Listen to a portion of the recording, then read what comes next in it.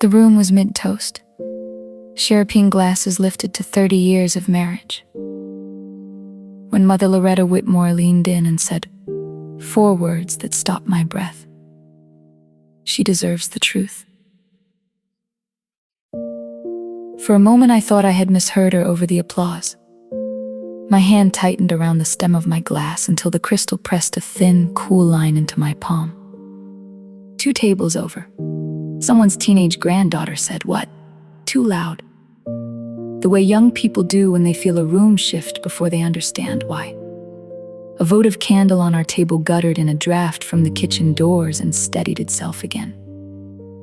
And when my eyes found my husband's face across the head table, mid-laugh at something the choir director had said, I watched something move behind his eyes before he smoothed it back into a smile.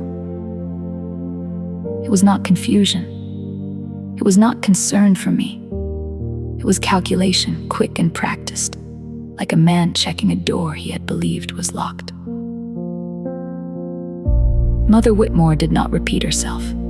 She patted my hand once, the way she had patted the hands of half the women in that fellowship hall over 60 years of membership, and turned back toward the podium, as if she had only commented on the flowers around us. The applause was still rising and falling, the choir humming low behind the MC.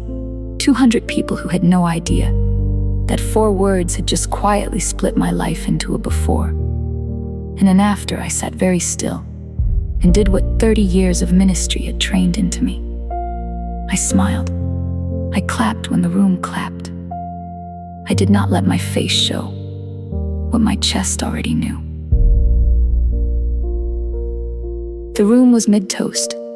Champagne glasses lifted to 30 years of marriage. When Mother Loretta Whitmore leaned in and said 4 words that stopped my breath. She deserves the truth. For a moment I thought I had misheard her over the applause. My hand tightened around the stem of my glass until the crystal pressed a thin, cool line into my palm. 2 tables over. Someone's teenage granddaughter said, "What?" Too loud. The way young people do when they feel a room shift before they understand why. A votive candle on our table guttered in a draft from the kitchen doors and steadied itself again. And when my eyes found my husband's face across the head table, mid-laugh at something the choir director had said, I watched something move behind his eyes before he smoothed it back into a smile. It was not confusion. It was not concern for me. It was calculation, quick and practiced, like a man checking a door he had believed was locked. Mother Whitmore did not repeat herself. She patted my hand once, the way she had patted the hands of half the women in that fellowship hall over 60 years of membership, and turned back toward the podium, as if she had only commented on the flowers around us. The applause was still rising and falling, the choir humming low behind the MC. 200 people who had no idea that 4 words had just quietly split my life into a before. And an after, I sat very still and did what 30 years of ministry had trained into me. I smiled. I clapped when the room clapped. I did not let my face show what my chest already knew.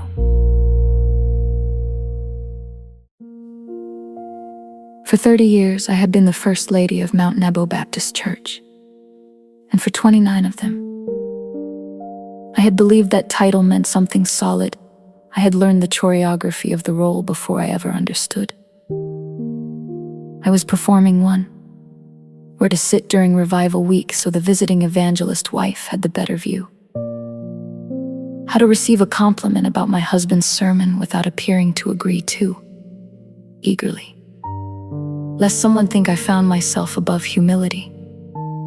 How to grieve privately and greet publicly on the same Sunday, because a First Lady's face at the door after service belonged, in some unspoken way, to the whole congregation, and not only to herself. I had raised our 2 children largely on my own during the years. Julian built Mount Nebo from a storefront congregation of 40 into a sanctuary. that now seated 800. I had learned to read a room the way a musician reads a key change, sensing when a deacon's wife was troubled before she said a word, when a young mother in the second pew needed someone to simply sit beside her rather than speak. I had told myself, and for a long time believed it completely, that the empty side of our bed on Wednesday nights and the long conference trips of his early ministry years were simply the cost of building something that mattered. Women admired that kind of endurance. Some called it grace. Somewhere in my 40s, I'd started calling it that too. And I do not think I was lying when I did. I think I had simply stopped asking the question underneath the word. I have come to believe there is a particular exhaustion that comes from being assembled before you are ever permitted to simply be a woman. And that exhaustion has no name. Most congregations know how to speak aloud. No one asks the First Lady how she is sleeping. They ask how the Lord is blessing her. I do not say this bitterly. I said yes to this role with my eyes open, and much of it I would choose again. But I have learned, especially this past year, that a woman can spend so many decades being useful to everyone's image of a good marriage that she quietly stops checking whether the marriage itself is good. The banquet that night was held in the church's fellowship hall, garlanded for the annual pastor's and deacon's anniversary celebration. An evening Mount Nebo held every spring to honor the marriages that had carried its ministries forward. Ours was the anniversary being lifted that year, 30 years, and the room had been decorated accordingly: gold tablecloths, white roses at every centerpiece, their outer petals already loosening the way flowers do just before they reach their fullest and most fragile point. The moment right before the first petal falls, I remember thinking, even before Mother Whitmore leaned toward me, how strange it was that a room built to celebrate a marriage could also, in the very same hour, become the room where it started to come undone. The tribute slideshow began not long after the toast. It was tradition. 30 years of ministry compressed into a loop of photographs projected onto the wall behind the podium, while the choir hummed low beneath it. The same soft arrangement they used every year I had seen most of the images before, had in fact helped choose several of them myself from a shoebox I kept in our hallway closet. Julian in his first suit at the storefront pulpit, so thin then, so certain. Our children's baptisms, both of them crying at the water. The way babies do groundbreaking day for the new sanctuary. His hand on a shovel, mine resting on his shoulder. Both of us squinting into a Carolina sun. Neither of us had thought to shield our eyes from.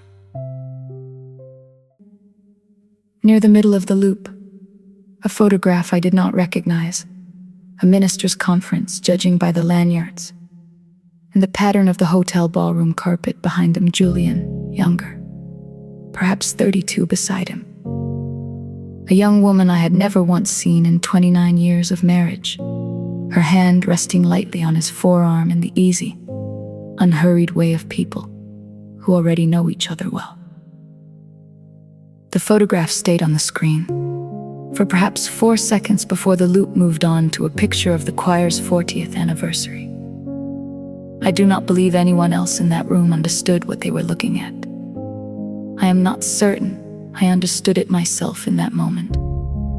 Only that something in my chest went very still. The particular stillness of water right before it begins, almost imperceptibly, to rise past the edge of what was meant to hold it. I watched the rest of the slideshow with my hands folded in my lap and my spine perfectly straight. The posture of a woman who has spent 3 decades being watched and has learned to give the room nothing it did not already have permission to see. When it ended, I clapped along with everyone else. I let Julian take my hand for the closing prayer. I do not know, to this day, whether he noticed anything different in my grip. I did not confront Mother Whitmore in front of 200 guests. I have spent 30 years learning what a first lady does and does not do in public. And even with the floor tilting quietly beneath me, some old discipline in me held its shape. I finished greeting the well-wishers who came to touch my arm and tell me 30 years was a testimony. I thanked the Deacon board for the crystal anniversary clock they had presented us. I let Julian's hand rest on the small of my back as we walked toward the exit. And I did not flinch, though I noted, the way you note a stain on a tablecloth you intend to deal with later, that his hand felt like a formality that night, rather than a comfort. It was nearly 11 when I finally found Mother Whitmore alone in the church kitchen. Rinsing punch bowls the younger women had already offered twice to wash for her. She was 74 years old and had never, in my memory, allowed anyone to finish a task she considered hers to complete. "You knew I'd come find you," I said, standing in the doorway. "I was counting on it." She did not turn off the water. "Sit down, First Lady.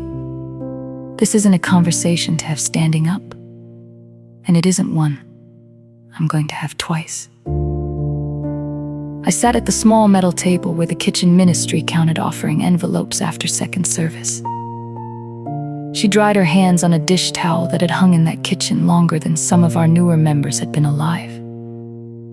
And then she told me, in the plain, unhurried way, she told everything about her cousin Angela. Angela Reeves had been 26, the year of that conference photograph. A gifted young worship leader from a sister church 2 states over. The kind of voice, Mother Whitmore said, that made grown deacons weep quietly in their pews without meaning to. She and Julian had known each other 3 months. Mother Whitmore chose her words the way a woman chooses stones to cross a creek. Careful, deliberate, unwilling to lose her footing on any single one of them. 3 months, and then it ended. Cleanly by all accounts, no scandal, no scene. Simply 2 people who had made a private choice, and then made another private choice to stop. Angela moved home. 9 months after that, a daughter was born. Angela never told him, Mother Whitmore said.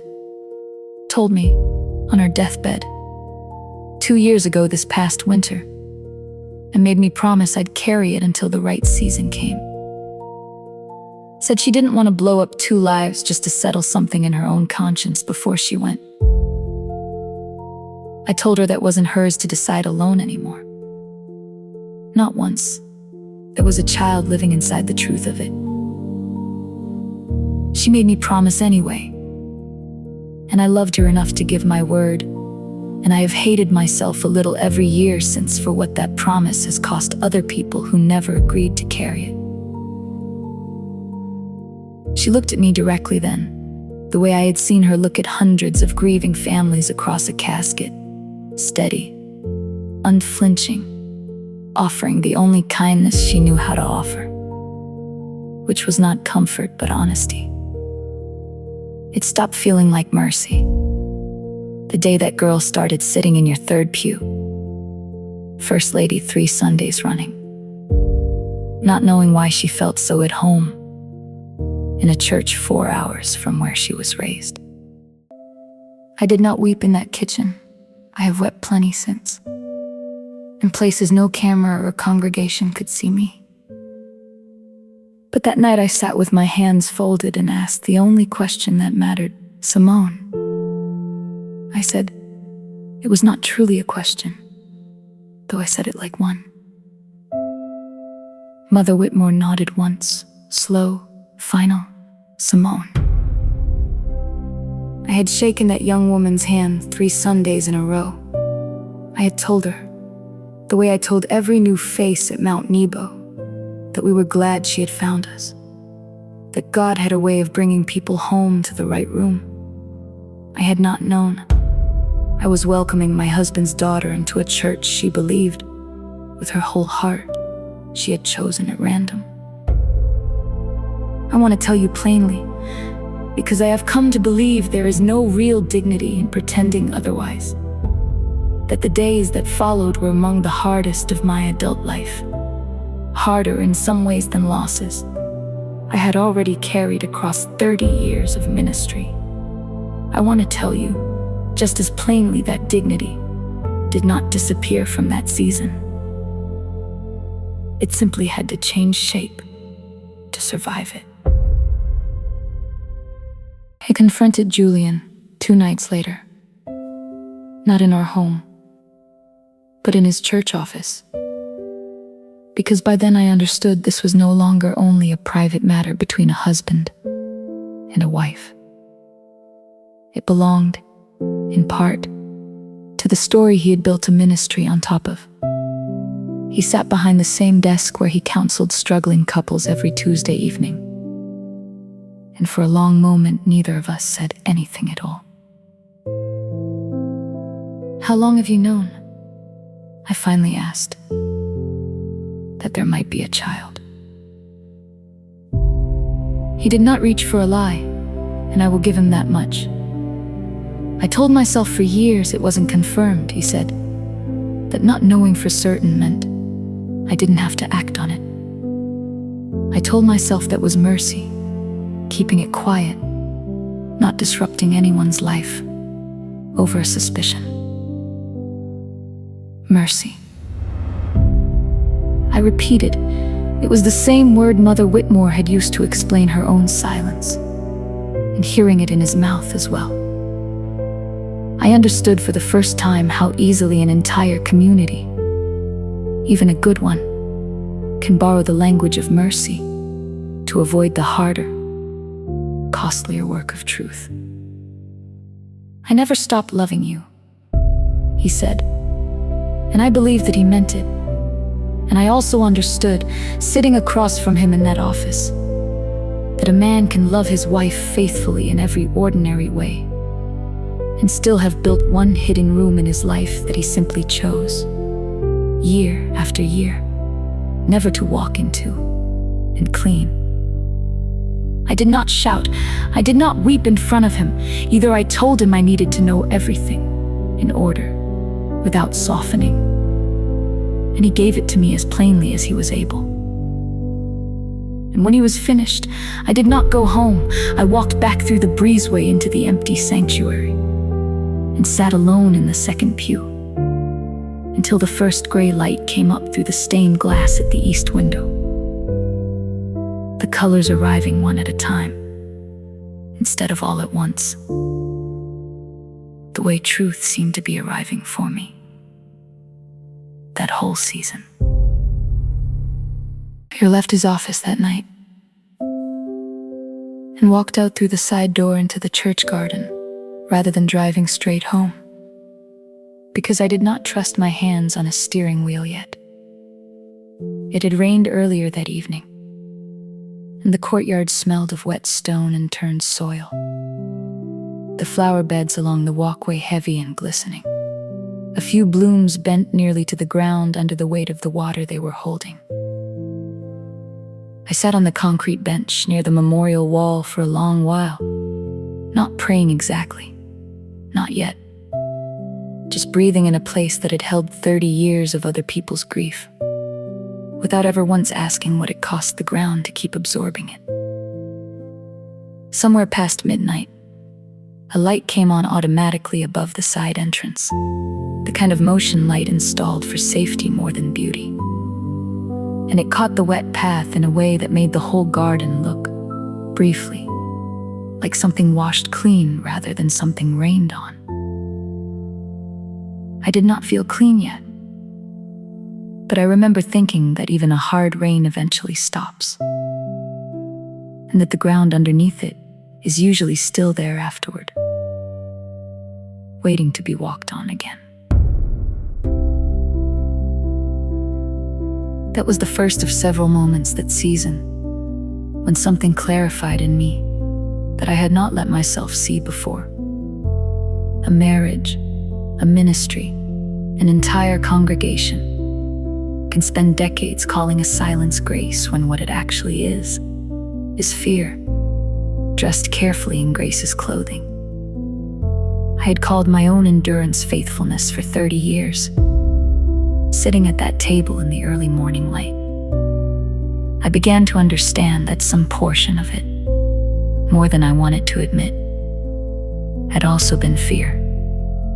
Fear of what the truth would cost me publicly. Fear of what it would mean to be a first lady whose story was no longer beautiful and complete, but broken and still, in places, unresolved. The Deacon board met the following week, a closed session held in the very fellowship hall where the anniversary banquet had taken place. The gold tablecloths long since folded away and returned to storage. I was not required to attend, but I asked to. And no one told me no. Deacon Arthur Boyd, who had served Mount Nebo longer than Julian had pastored it, was the one who finally said aloud what I believe half that room had privately wondered for years and never once dared to ask. "We all noticed the trips," he said quietly, not as an accusation, but as a kind of confession of the church's own complicity across 3 decades, 29 years of them, on and off.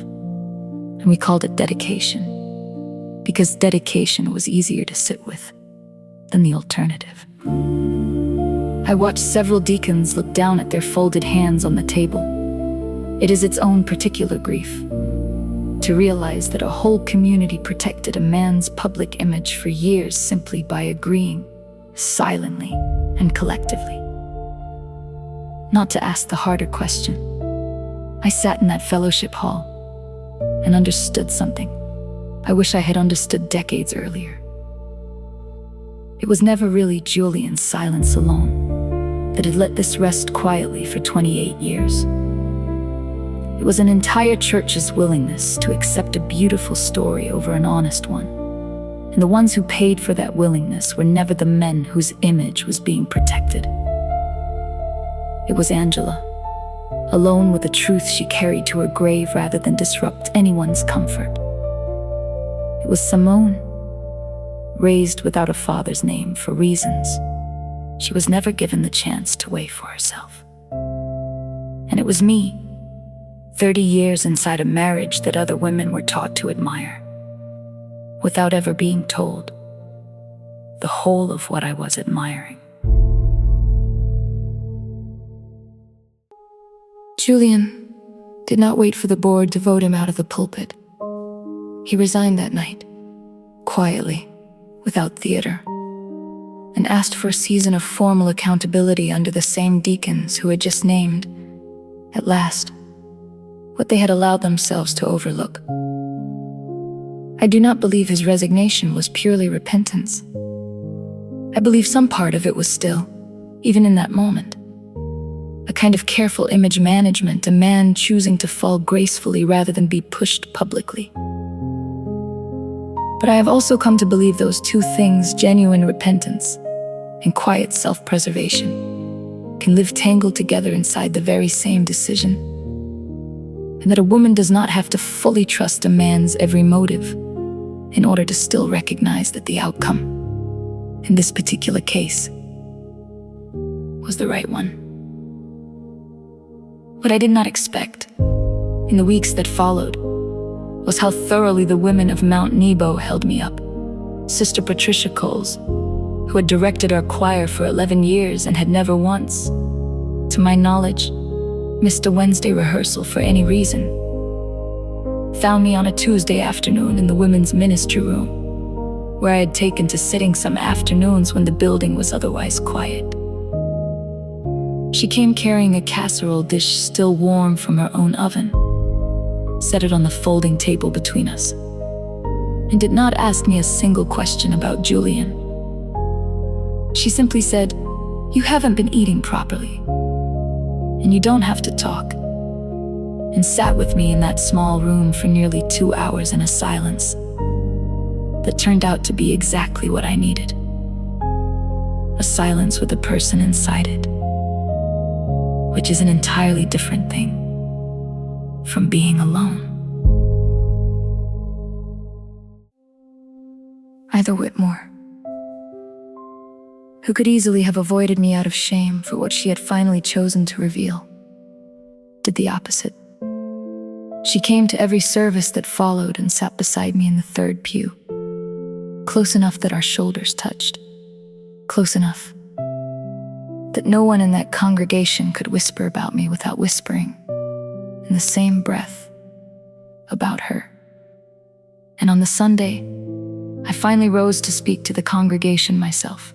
3 older women I knew mostly by face and not by name formed a small, quiet wall around me at the church doors afterward, unasked and unannounced, simply present, standing between me and anyone whose curiosity had not yet learned better manners, the way women in that church had done for one another, for longer than I had been alive to witness it. I want to say clearly, because it is easy in stories like this one to reach for a tidy ending, that Simone did not run into my arms and I did not become, overnight, some idealized and generous version of a stepmother. Grief and anger do not resolve themselves on anyone's convenient schedule, least of all a stranger's. But I did go to her the week after the board meeting, in the fellowship hall on a Thursday afternoon when I knew she would arrive early for choir rehearsal, the way she always did. I did not go as a wounded wife seeking to be comforted by a 28-year-old who owed me nothing. I went because Mother Whitmore's 4 words had lodged themselves in my chest and would not let me rest. She deserves the truth, not someday, when it was easier for the rest of us to manage.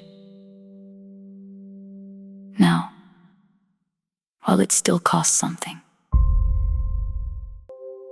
She was arranging folding chairs into rows when I came in, still in her work clothes from whatever office she left early on Thursdays to make rehearsal on time. And she smiled at me the easy, unguarded way she always did, the smile of someone who had no reason yet to brace herself. I asked if she had a few minutes before the others arrived. We sat in the front row of folding chairs facing an empty stage instead of each other, which I think made it possible for both of us to say what needed saying. I told her what I knew, gently, without asking anything of her in return, without expecting her to manage my feelings alongside her own.